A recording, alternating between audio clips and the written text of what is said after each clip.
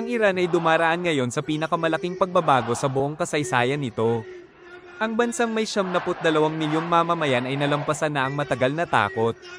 Hindi na lang ito simpleng protesta sa mga kalsada, isa na itong ganap na digmaang sibil. 31 probinsya at mahigit 70 lungsod ang nag-aalab. Isa-isang bumabagsak ang mga lungsod at napupunta sa kontrol ng mamamayan. Mula Qom hanggang Isfahan, mula Mashhad hanggang Hamadan, sobrang lala na ng sitwasyon na ang pagbagsak ng Tehran ay hindi na tanong kung mangyayari, kundi kailan. Nasakop na ng mga nagpoprotesta ang Hamadan at ang banal na lungsod ng Qom na 150 kilometro lang mula Tehran ay halos kontrolado na rin nila. Walang magawa ang mga security forces, hindi na nila mapigilan ang mga tao at ang ilan sa kanila ay sama-sama na rin sa revolusyon ng mamamayan.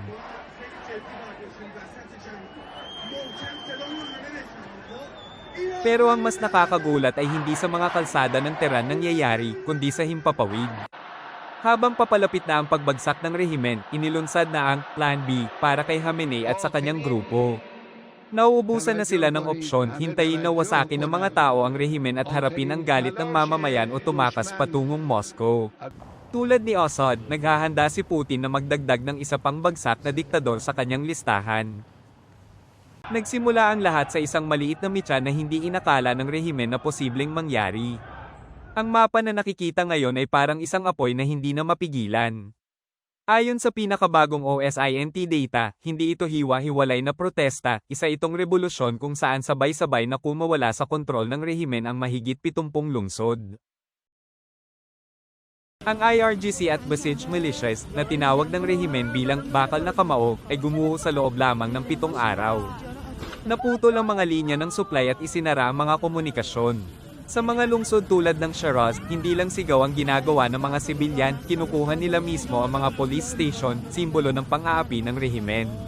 May totoong labanan sa Shiraz at Noorabad kung saan hinarap ng mga tao ang mga armored vehicle gamit lang ang bato at nananalo sila dahil sa dami nila.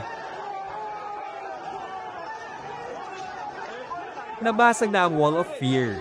Ang pananakot ng rehimen ay bumalik sa kanila at lalo pang nagpaalab ng galit ng taong bayan.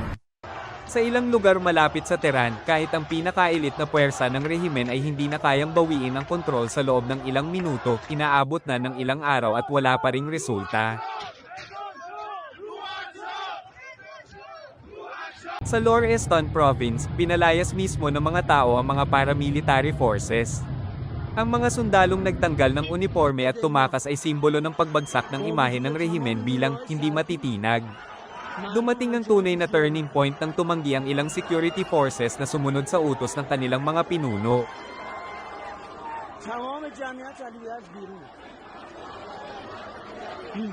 May mga ulat na nagsasabing may lihim na plano si Khamenei para tumakas kung tuluyang mawala ng kontrol sa Tehran. Ayon sa mga ulat, handa ang 86 anyos na leader na lumikas kasama ang kanyang pamilya at mga tapat na tauhan at ang destinasyon ay Moscow. May ebidensya rin sa biglaang pagdami ng heavy cargo planes mula Russia at Belarus na lumapag sa Tehran sa loob lamang ng 48 oras. Dalawa ang posibleng dahilan nito, una, nagdadala ng armas at kagamitan para sugpuin ang sariling mamamayan, o pangalawa, mas madilim paghahanda sa pagtakas ni Khamenei at paglabas ng bilyon-bilyong dolyar na yaman ng bansa papuntang Russia. Sa loob ng security forces, lumalala ang pagkawatak-watak, pagsuway, at pagtalikod.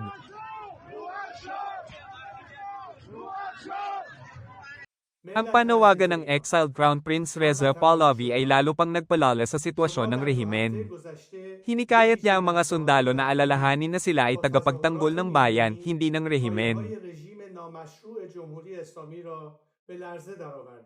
Ayon sa Western intelligence, mahina na si Khamenei, pisikal at mental, at wala na siyang kontrol sa mga pangyayari.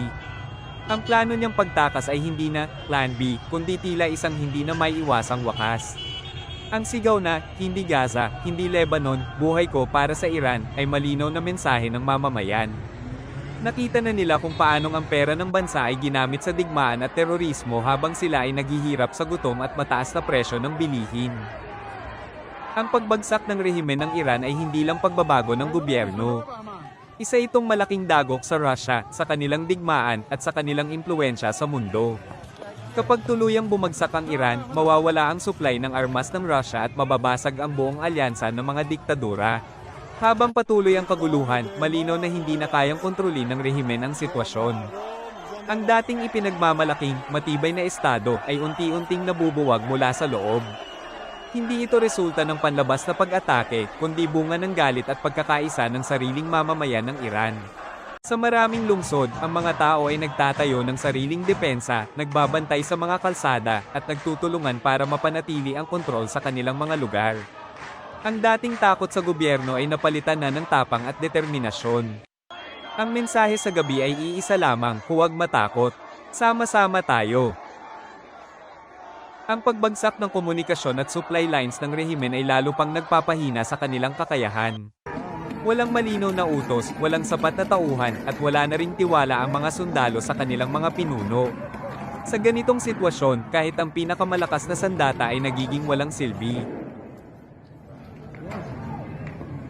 Samantala, ang mga kaalyado ng Iran sa rehiyon ay nagsisimula na ring mangamba. Ang Hezbollah at Houthis ay nakadepende sa pera at suporta mula Tehran. Ngayong humihina ang rehimen, unti-unti ring natutuyo ang kanilang pinagkukunan. Kung tuluyang bumagsak ang Iran, malaking dagok ito sa buong network ng mga grupong sinusuportahan nito. Sa pandaigdigang pananaw, ang nangyayari sa Iran ay nagsisilbing babala sa iba pang diktatorial na gobyerno.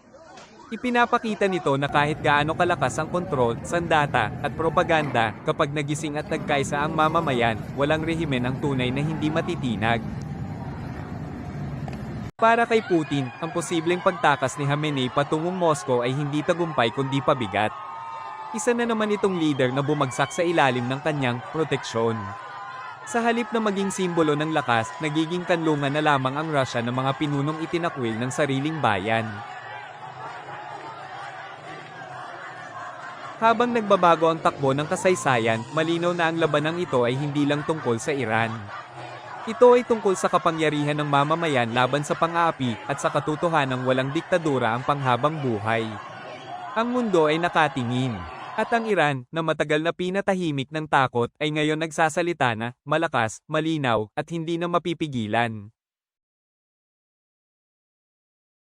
Sa mga susunod na araw, inaasahang lalo pang lalawak ang epekto ng krisis. Habang mas maraming lungsod ang kumakawala sa kontrol ng rehimen, mas bumibilis ang pagkawatak-watak ng kapangyarihan nito. Ang dating sentralisadong utos mula Tehran ay hindi na umaabot sa mga probinsya, at sa maraming lugar, ang mga lokal na opisyal ay tahimik nang nawawala o sama-sama sa panig ng mamamayan. Para sa karaniwang Iranian, ang laban na ito ay hindi na lang tungkol sa politika. Ito ay tungkol sa dignidad, kinabukasan ng kanilang mga anak at pagbawi sa yaman ng bansang matagal nang nawala sa kamay ng iilan. Ang galit na matagal na kinimkim ay ngayon sabay-sabay na sumabog. Sa gitna ng kaguluhan, may malinaw na mensahe ang mga tao ng Iran, hindi na sila babalik sa katahimikan. Kahit harapin pa nila ang panganib, mas pinili nilang tumayo kaysa manatiling tahimik. Ang pagkakaisang ito ang naging pinakamalakas nilang sandata. Habang patuloy na gumuguho ang kapangyarihan ng rehimen, lumalakas naman ang pag-asa ng mamamayan. Sa mga lansangan, sa mga lungsod, at sa bawat probinsya, ramdam na may bagong kabanata na nagsisimula, isang kabanatang isinulat ng tapang at pagkakaisa. Sa kabila ng matinding pananakot at karahasan, patuloy pa ring lumalabas ang mga tao sa mga lansangan. Ipinapakita nito na tuluyan nang nawala ang takot na matagal na ginamit ng rehimen para kontrolin ang mamamayan. Sa halip, napalitan ito ng tapang at paninindigan para sa kalayaan at pagbabago. Habang nagpapatuloy ang kaguluhan, malinaw na ang nangyayari sa Iran ay hindi na basta pansamantalang protesta.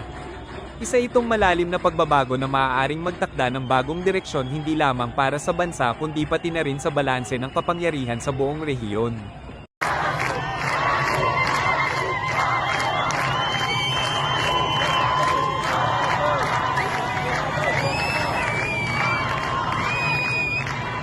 Ang pagtakas ni Khamenei patungong Moscow ay malinaw na mensahe, hindi kayang iligtas ni Putin ang kanyang mga kaalyado, maaari lang niya silang tanggapin kapag sila ay tumakas na.